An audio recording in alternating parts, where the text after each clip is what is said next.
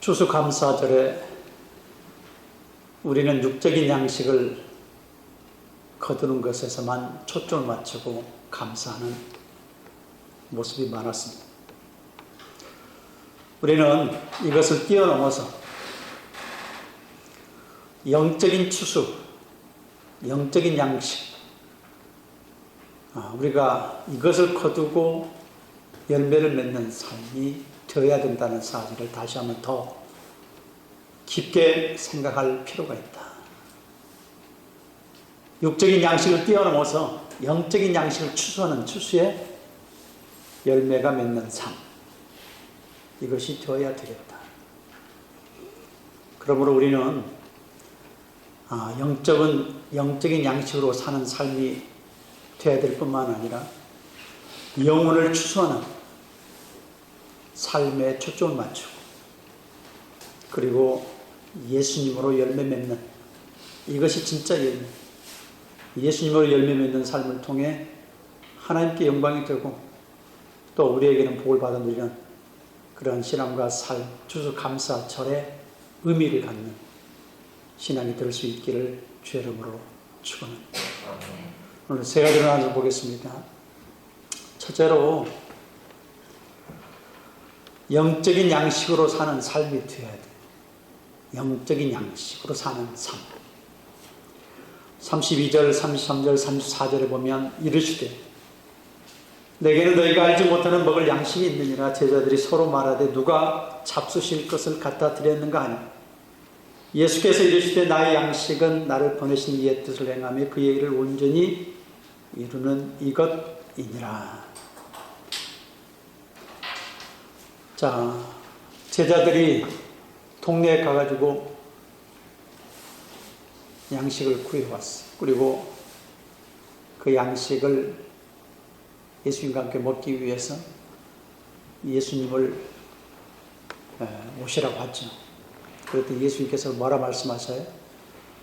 나는 너희들이 알지 못하는 양식이 있느니라. 아니, 누가 양식을 갖다 드렸는가? 자기네끼리 이제 웅성웅성 할 거 아니에요?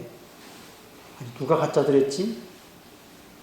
근데 예수님께서는 뭐라 말씀하세요? 나는 너희가 알지 못하는 양식이 있다. 그것을 이제 풀이해 주죠. 그 다음에 9절에 34절에 내 양식은 나를 보내신 이의 뜻을 행하며 그의 일을 온전히 이루는 것이 나의 양식이라. 이게 무슨 말일까? 아니, 예수님이 자기 자신이 가지고 있다고 하는 양식이 주님의 뜻을 이루는 거래요. 주의 뜻을 행하는 거래요. 이거는 쉽게 표현해서 이야기한다면 십자가의 구속 사건이에요. 십자가에 살과 살이 찢기고 피를 흘림으로 말미암아 그 살과 피를 양식으로 표현한 거예요. 양식으로. 먹어야 될 양식으로. 살과 피가 먹는 양식이라는 거예요. 요한복음 6장 53절에 그렇게 이야기를 하고 있습니다. 예수님 자신이 하늘에서 내려온 생명의 떡이라는 거예요. 양식이라는 거예요. 떡은 양식이에요. 요한복음 6장 48절에 보면 내가 곧 생명의 떡이라. 즉 양식이라. 바로 이어서 요한복음 6장 51절에는 하늘에서 내려온 살아있는 떡이니, 하늘에서 내려온 살아있는 떡. 자기 자신이 양식이에요.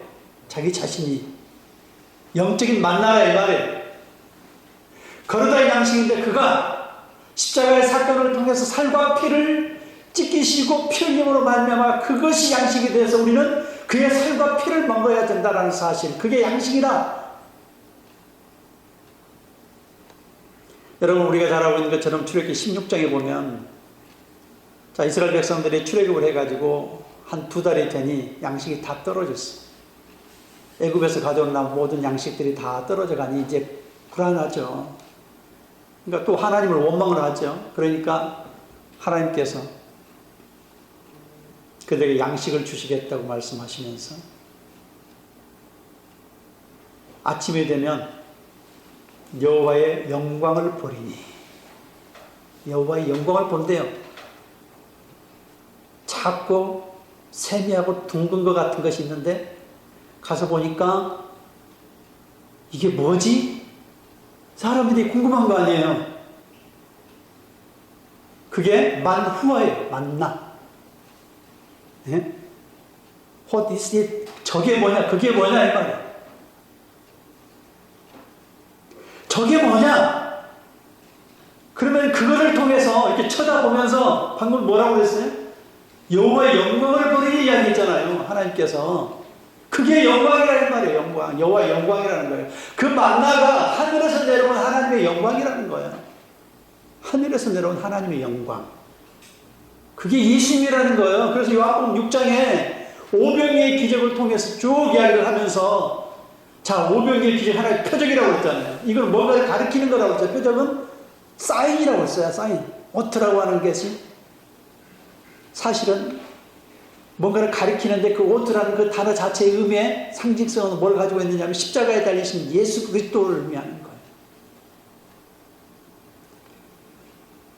오병이의 기적, 떡 5개와 고기 2마리를 가지고 온 이걸 통해서 계속해서 먹이고 5,000명이 먹고 또 12광지를 남겼다라고 하는 거예요.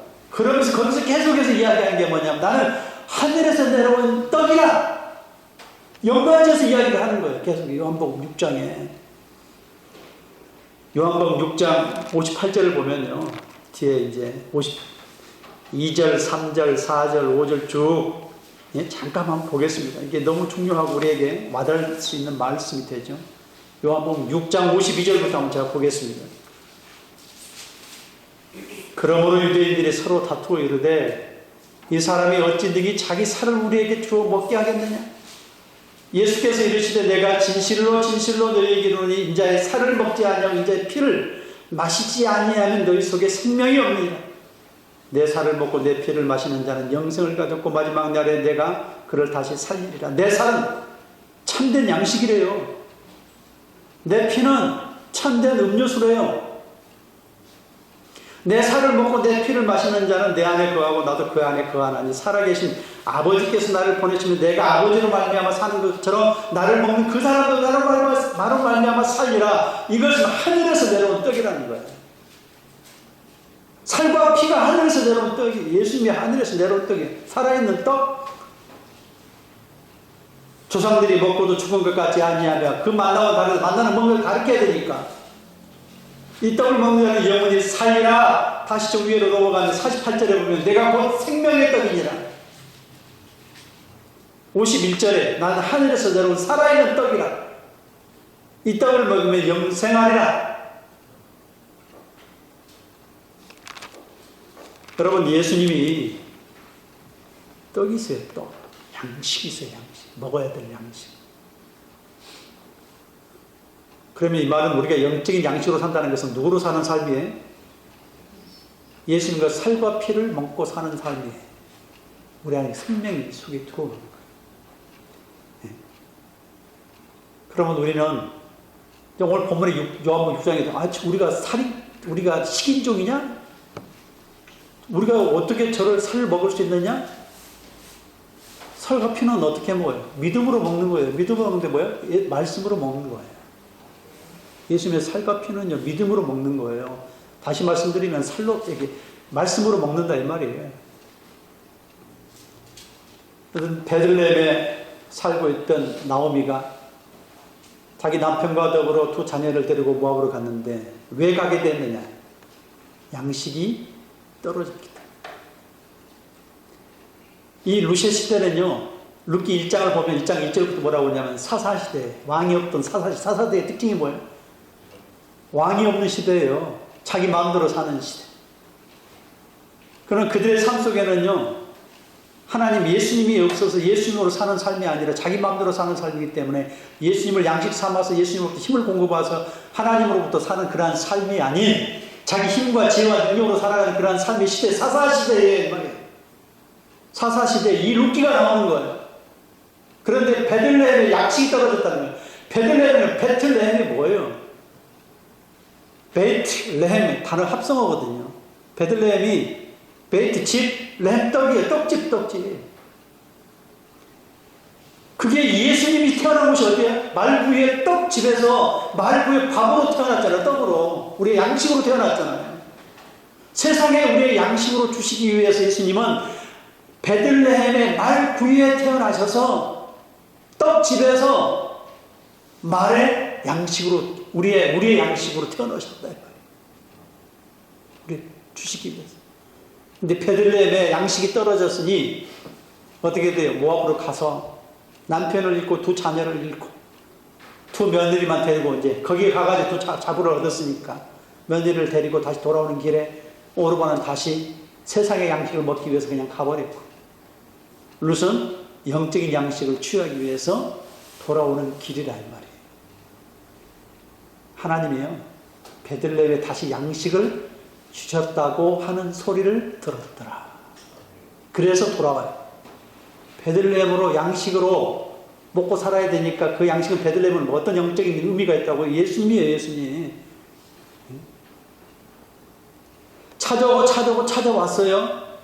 그래서 이삭을 주어요. 이삭은 완전한 양식은 아니잖아요. 부스러기니까. 근데 진짜 양식을 만나요. 보아츠를 만나게 돼요. 보아츠. 보아츠라고 하는 보아스라는 게 그의 안에 능력이 있다. 예수님을 상징하는 사람이에요. 그 사람이.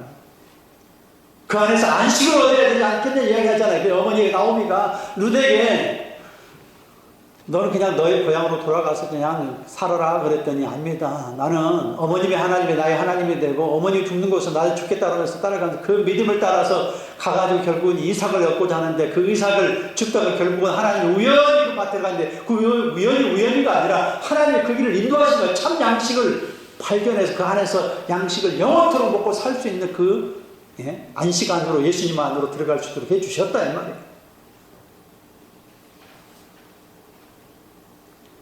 베들레헴은 떡집이 예수님이 태어난 거예요. 예수님이 이 세상을 떡으로 오신 거예요. 살아있는 떡이에요. 생명의 떡이에요. 그러면 우리는 이 추수감사절에 진짜 무엇을 취하고 먹고 살아야 되는가? 육적인 양식도 감사해야 되지만 더 중요한 것은 우리의 삶은 우리의 살과 피의 근간을 이루는 것은 생명을 이루는 것은 예수님이시다. 이 사실을 우리가 먹어야 될 거는요 육적인 양식을 뛰어넘어서 예수님을 먹고 마시는 삶이 돼야 된다. 예수님이 우리의 양식이 돼야 된다. 그것이 생명이 된다. 생명이다. 예수님으로 먹고 마시는 삶을 통해 영적인 생명을 소유하고 누릴 수 있기를 주의 이름으로 축원합니다. 두 번째로 영혼을 추수하는 삶이 돼. 영혼을 추수하는 삶. 35절부터 38절까지 너희는 넉 달이 지나야 추수할 때가 이르겠다 하지 아니하였느냐. 그러나 나는 너희에게 이르노니 너희 눈을 들어 밭을 보라. 희어져 추수하게 되었도다. 거두는 자가 이미 싹도 받고 영생에 이르는 열매를 모으나니 이는 뿌리는 자와 거두는 자가 함께 즐거워하게 하렴. 그러니 한 사람이 심고 다른 사람이 거둔다는 말이 옳도다. 내가 너희로 노력하지 않는 것을 코드로 보내었느니 다른 사람들은 노력하였고 너희는 그들이 노력한 것에 참여하였느니라. 추수할 곡식이 지금 익어 있다는 거예요. 근데 사실은 추수하려고 그러면 아직도 4달이 더 남았다는 거예요. 그러니까 눈에 보이는 보리와 밀은 거두려면 4달이 더 남았어. 근데 이제 보리 이삭이 피는 시기가 그래서 열매를 맺는 시기가 4월이에요. 4월. 그래서 그 달을 아비보리라고. 아비보라고 하는 것은 보리 핀다. 보리가 피는 그 시기를 의미하는 거예요. 아비보란다. 아비보 달이야. 자, 오늘날 현대로 하면 4월 중순경이잖아요.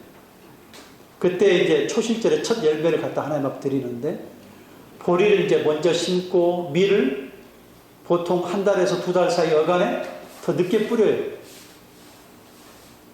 밀이 나중에 나요. 그러니까 먼저 보리를 거두어서 하나님 앞에 드리는. 그 다음에 밀을 그 다음에 거두어 드리는. 자, 그러면 이제 보리가 이렇게 익어서 또는 미리 익어서 하나님 올려드린 그 시기에 아직도 4달이 더 남았다라고 하는 것은 어떻게 해요, 지금? 12월 달 정도나 됐죠, 지금. 그죠? 현대력으로 계산할 때 12월 달 또는 1월 달, 빠르면 1월 달이 될 거고, 12월 달. 늦으면 11월 말쯤 될 것이고. 자, 수장절이 10월 달에 있잖아요. 자, 그러니까 현대력으로 지금 봤을 때 얘기하는 거예요. 자, 모든 걸 다 이제 거두고 난 다음에 추수해서 저장을 하잖아. 그게 장막절, 수장절, 예? 이게 저장하고 난 하나님 앞에 감사를 드리고, 그런 다음에 하나님 앞에 그 수장절 때, 장막절 때 뭐 한다고 그랬어요? 하나님 비를 주세요. 일주일 동안 그 미루나무를 꺾어다가 거기 안에 뱅글뱅글 든 하나님 비를 주세요. 하는 그 의식이 하나가 있어요.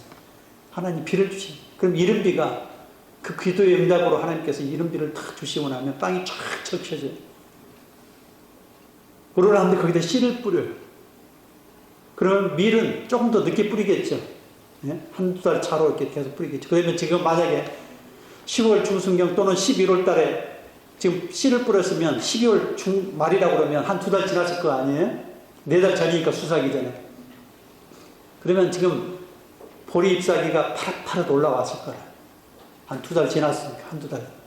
그죠? 파릇파릇 막 올라와요. 근데 지금 봤을 때는 파릇파릇 지금 올라왔는데, 추수할 이야기를 한단 말이죠. 아직 거둘려고 4달이 더 남았단 말이에요. 예수님께서 뭐라고 그 다음에 말씀하시는 거예요? 눈을 들어 밭을 봐라. 휘어져 추수하게 되었다. 아니, 지금 파란데요? 영혼의 추수를 이야기하는 거예요. 하나님께서 예비한 심령들이 있어서 영적인 눈을 뜨고 봐라, 이 말이에요. 영적인 눈을 뜨고 봐라. 사람에 대한 그 영혼의 추수는 영적인 눈을 가지고 보지 않으면 안 보인다, 이 말이에요. 여기에 35절에 보면 너희는 아직 이 단어가 빠져 있고, 그 다음에 보라, 눈을 보라 할 때 이미 휘어져 추수하게 되었다. 에티, 또 에테. 이게 뭐냐면 아직, 그 다음에 이미. 이 강조가 들어가야 돼. 아직 지나지 않았고 이야기가 이미 이미 휘어졌다는 거야. 이미 그거를 다 이렇게 휘어져 있기 때문에 이걸 볼 줄 아는 것, 영적인 눈이 열려야만 보인다. 라고 하는 것을 이야기를 하고 있습니다. 여러분, 우리는 어디에 있든지 간에 이 지구의 인구가 80억이 이제 넘어갔다고 그래야 하는데, 어디에 있든지 간에 하나님께서요, 준비되어 있는, 예비되어 있는 영혼들이 있다는 것을 우리가 볼 수 있어야 된다. 이걸 가르치고 있는 거예요. 우리가 생각지 않은 방법으로 하나님께서 준비하고 계신다. 여러분, 성경에서 나오잖아요. 이스라엘 백성들이 출애굽을 해가지고 이제 가나안 땅에 들어가기 전에 가나안 땅을 정탐을 해야 되지 않습니까? 그래서 여리고성에 2 정탐꾼을 보냈는데, 이 2 정탐꾼을 보냈을 때에 기셈 랍이라는 사람이 그 2 정탐꾼을 맞아서 보호해주고 숨기잖아요. 그때 이 정탐꾼하고 건드라하고 기셈 랍이 대하는 그 대화의 내용을 통해서 그들의 믿음의 고백을 봐요. 하나님 예비한 심령이 있다는 걸 보게 되죠. 아니, 저는 이방인이고 우리가 멸절시켜야 될 그 성의 한 사람 있지 않습니까? 그 사람들 중에 한 사람. 뭐라 고백을 하냐면요, 상처나 하지 유일하신 하나님이라는 거예요. 유일하신 하나님. 우리가 다 들었다. 홍해바다를 건널 때 하나님께서 어떻게 역사를 하셨고, 아모리 왕 시온과 바산왕 옥을 처단하는 그 전쟁기도 다 들었다. 하나님께서 이 땅을 당신들에게 주신 것을 우리가 이미 나는 내가 내 믿음으로 보고 알았노라 라고 고백을 해요. 그래서 상처나지 하늘과 땅에, 예? 진짜 살아계신 분은 하나님이시다 고백을 하죠. 하나님이 그들에게 또는 그의 가족에게, 그의 가족에게 구원의 밧줄을 허락해 주시잖아요. 빨간 밧줄을 허락해 주시죠. 붉은 밧줄. 여러분, 사렙다 가부도처럼 잘 아시잖아요.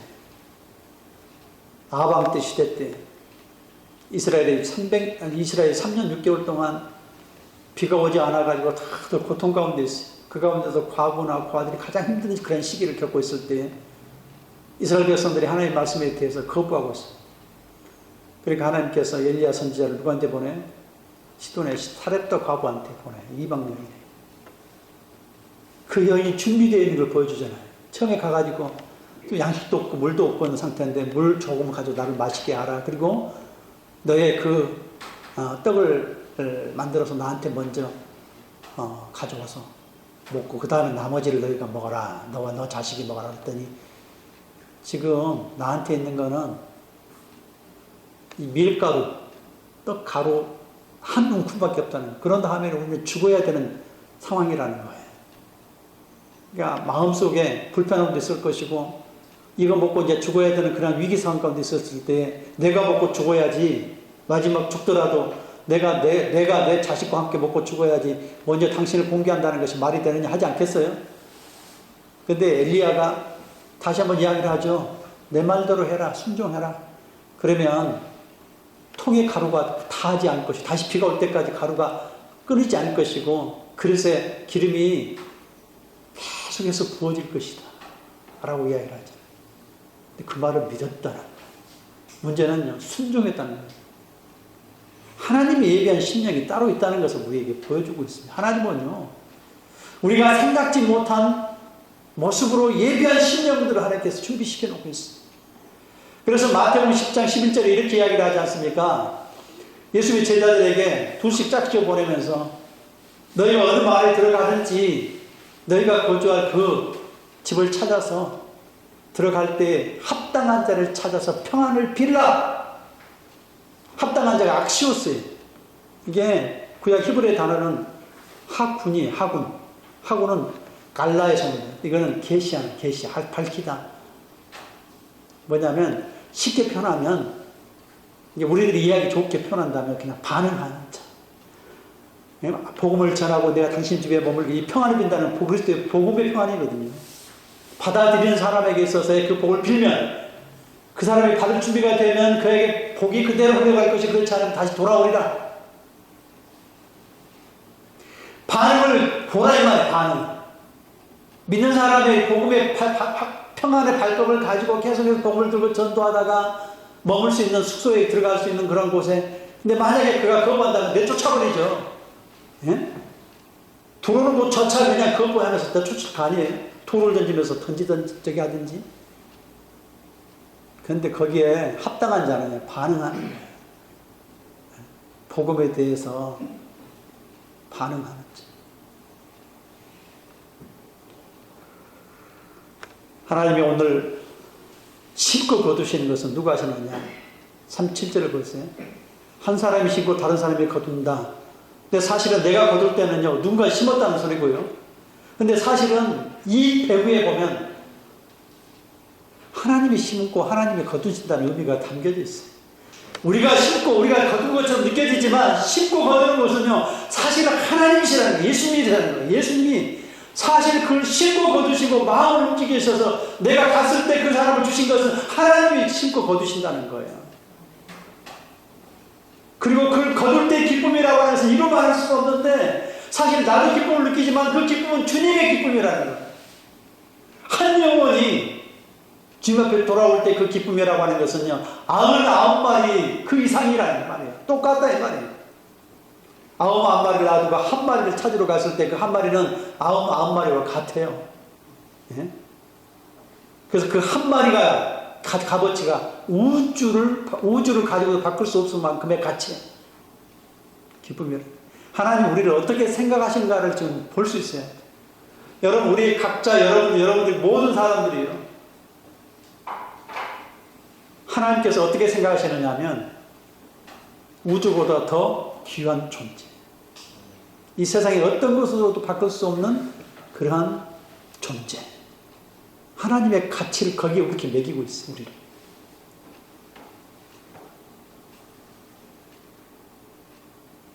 그러므로 우리는 하나님께서 예비된 그러한 심령이 있다는 사실을 기억하고 말씀을 전할 때 하나님께서 예비한 심령에 대한 기대와 소망을 가지고 또 전함으로 거두면 그 기쁨이 주님의 기쁨이고 나의 기쁨이면서 그 기쁨을 누리고 영광 돌리는 또 열매 맺는 저와 여러분이 될 수 있기를 주의 이름으로 축원합니다.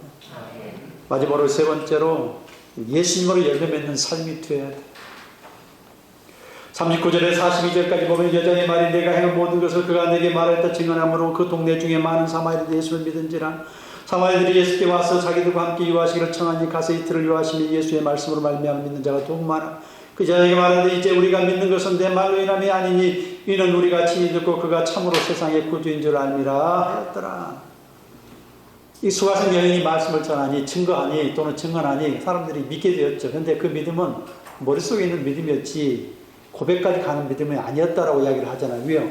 뒤에 보니까 이틀을 유하심에 이틀 유하는 그 기간 동안에 깊은 긴밀한 깨달음에 인격적으로 믿는 시간에 고백이 있었다는 걸 알 수 있잖아요. 그러고 난 다음에 42절에 뭐라고 이야기해요?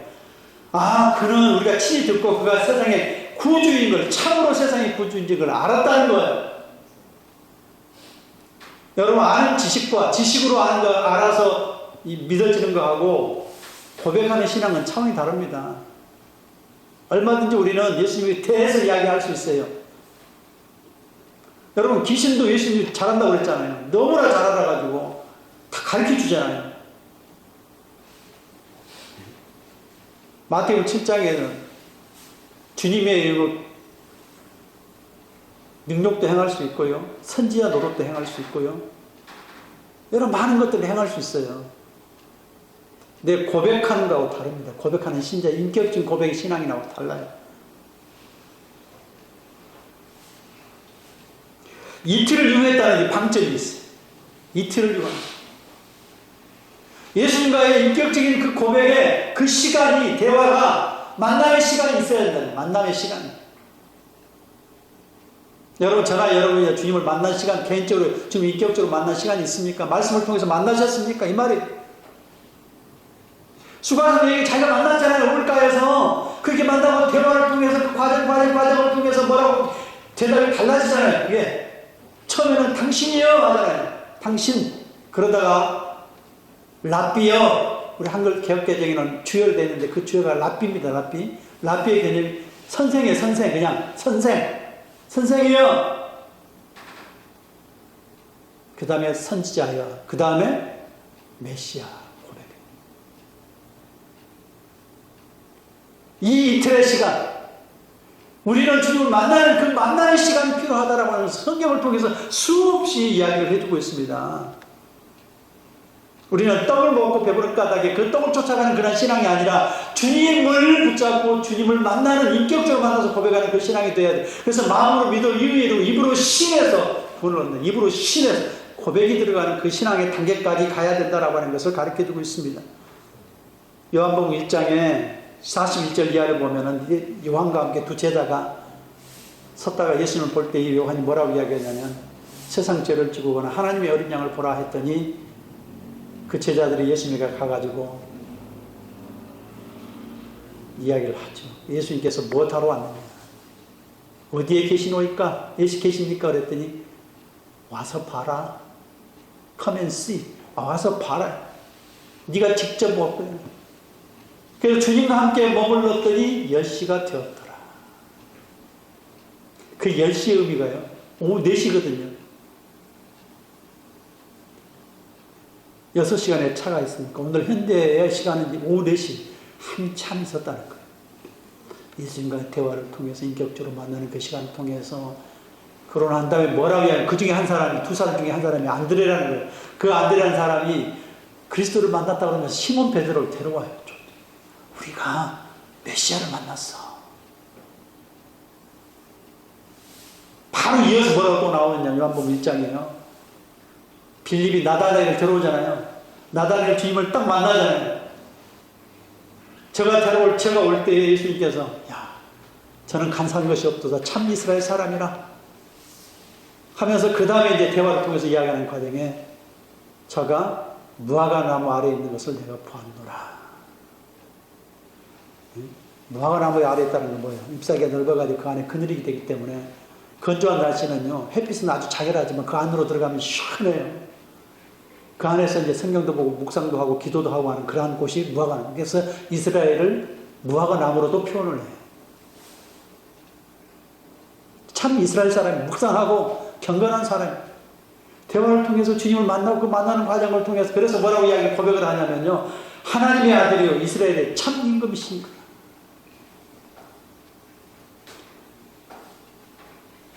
여러분 우리는요.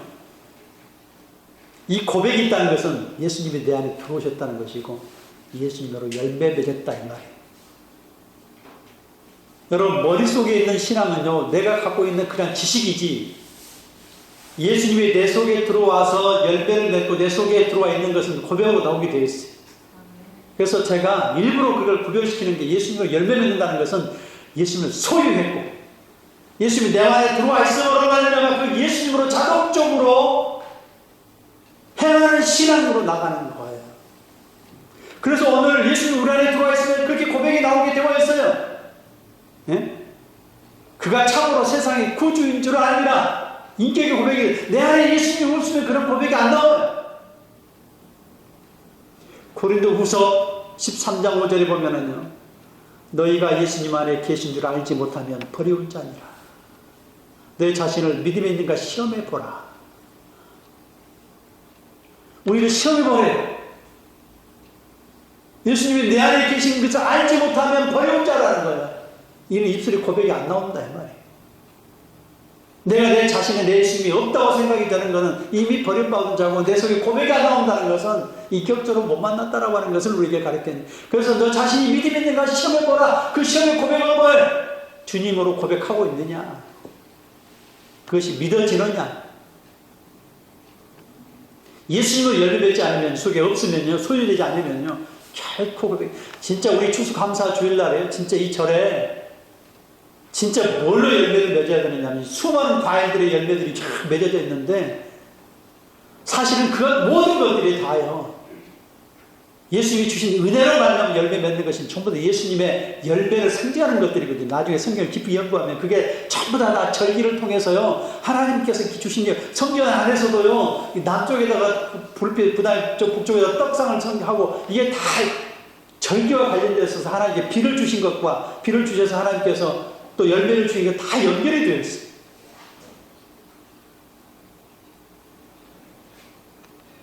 예수님을 인격적으로 만나서 고백하고 열매 맺는 신앙이 될 수 있기를 주의 이름으로 축원합니다. 기도하겠습니다.